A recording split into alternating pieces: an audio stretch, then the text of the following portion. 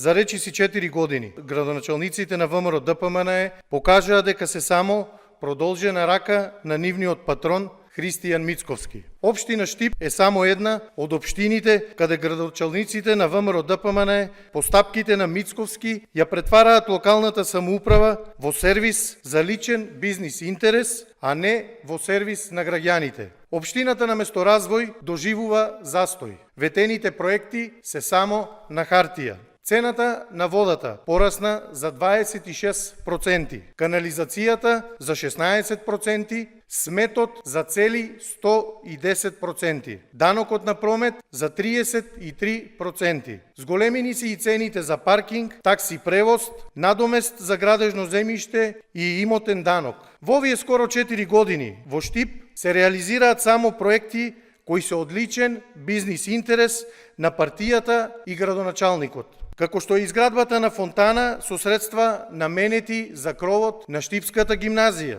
Ова, почитувани, е резултатот на владењето на ВМРО ДПМН во Штип. Скапа и лажна пропаганда, распродажба на ресурси, неисполнети ветувања и расипничко трошење на народните пари.